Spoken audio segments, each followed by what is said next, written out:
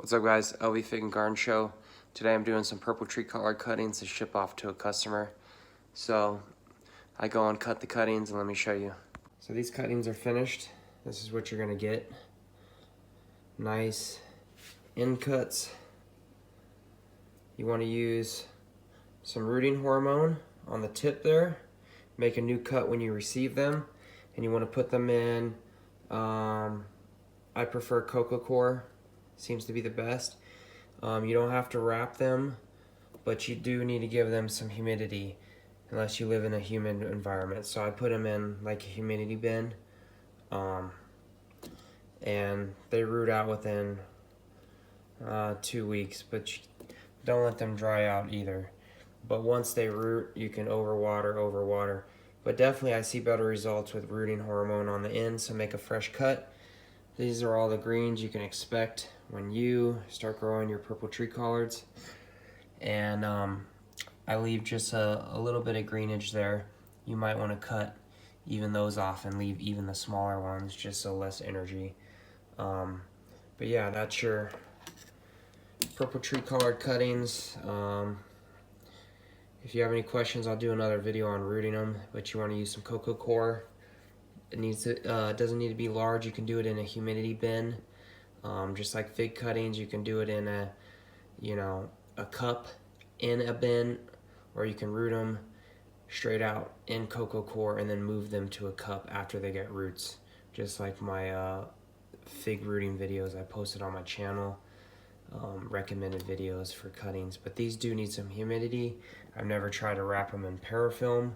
I'm guessing if you wrapped them in parafilm just like a cutting, it'd work just fine, but you do have those tips that you can't really cover. Alright guys, message me or check me up on FigBid if you want to order. I'm going to show you what you guys know what I'm talking about. Look at the gnats. I hate the gnats. Here's my green tree collards. Here's my purple tree collards. Rooting. God, the gnats are crazy. You want to open this up to let it get air. But I'm trying a new method this time. Oh, wow. Look at that. So here's your proof, guys. Are those wow, those mushrooms growing and roots. Wow, these are these neti pots. It's kind of like air pruning. So these guys have been in for, I think, 2 weeks, full of gnats. Some, I think this is regular soil. Usually I use coconut, but look at that. These guys are ready to go. Local pickup. You guys can purchase. Oh yeah, see, those are mushrooms too, because it's super humid. But these guys can take 2 weeks, 3 weeks to root. It all just depends. Definitely want to use some rooting hormone.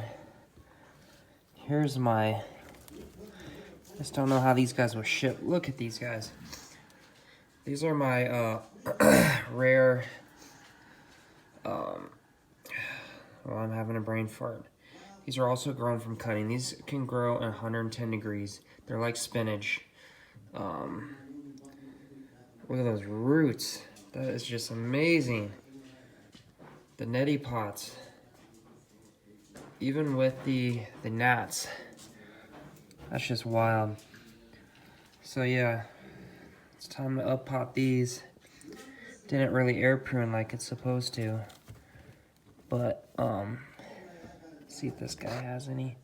Oh, starting to show roots. You can see here, right down there, it gets a little mold on there. You can spray that. But this is no care. It's got roots now. This is just stuck in here, wetted down. These neti pots I really like. The gnats are everywhere. And yeah, I got some beautiful rooted cuttings to keep propagating and growing for the rest of my life.